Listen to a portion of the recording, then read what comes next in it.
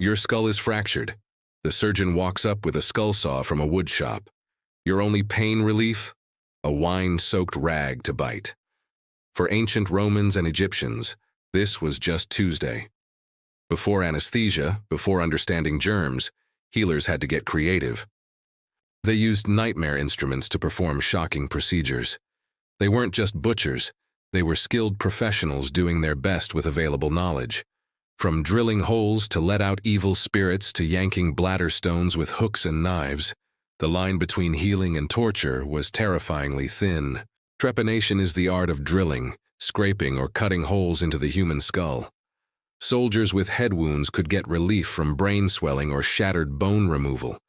But ancient cultures also believed seizures and headaches were demons trapped inside. So drilling let spirits escape.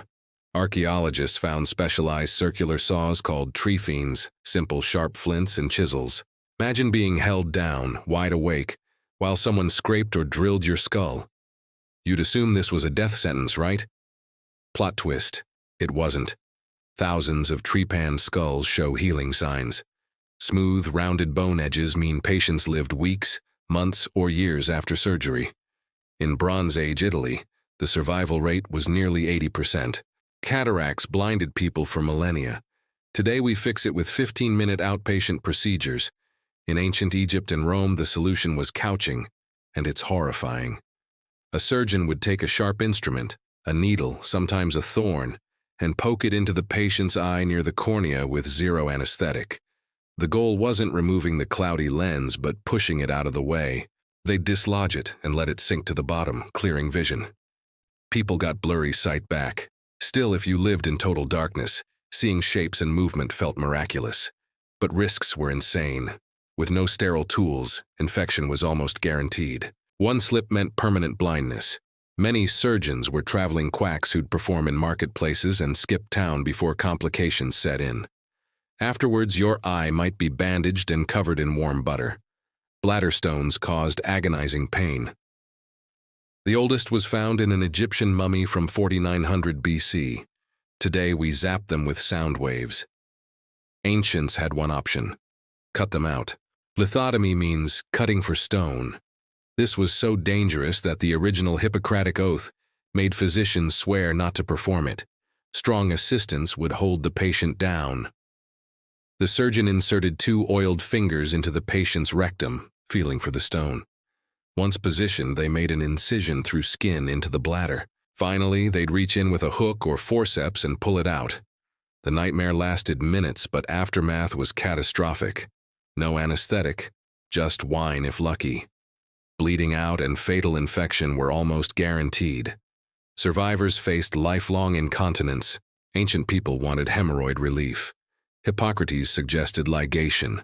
Stick a needle through the hemorrhoid, tie it off with thick woolen thread to cut blood supply, and wait.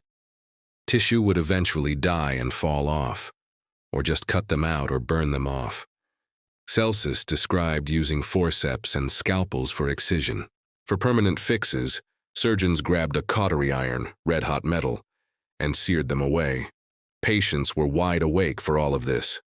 Celsus noted people often couldn't pee afterwards from overwhelming pain and swelling. Roman military surgeons were some of the most skilled practitioners, dealing with horrific trauma. 2 biggest challenges were embedded arrows and shattered limbs. Getting barbed arrowheads out was agonizing. Surgeons would push arrows through limbs or cut wounds wider. Sometimes they used special forceps to snip barbs.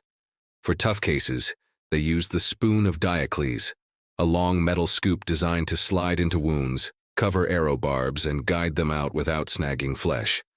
Amputation was the only way to save crushed or infected limbs. Surgeons used tourniquets, then bone saws made of bronze or iron. Speed was everything. The faster the cut, the less time spent in unimaginable pain. Afterwards, stumps were cauterized with hot irons to seal blood vessels. Roman military medicine was efficient and saved lives, but brutal and bloody. From skulls drilled open to eyeballs pushed aside with needles, ancient surgery is a wild ride. These healers walked a razor's edge between saving lives and ending them. Their methods were brutal, operating rooms dirty, and patients faced unimaginable agony. They weren't just performing gruesome operations, They were laying the foundation for modern medicine. The Roman surgeon who figured out how to pull out an arrowhead was a pioneer. The Egyptian who first wrote down a procedure was advancing the field. Every gruesome operation is a chapter in medicine's long, painful, and incredible story. These ancient practitioners used tools of iron and bronze with remarkable skill. They worked with no understanding of infection or proper sterilization. Yet somehow, many patients survived and even thrived after their procedures. Next time you take Tylenol or have routine surgery, remember these ancient pioneers. Think about the horrific pain they endured without modern pain relief. Consider the courage it took to submit to such brutal treatments. Their world of horror and suffering shows how incredibly lucky we are today. Modern medicine stands on the foundation built by these brave and innovative healers.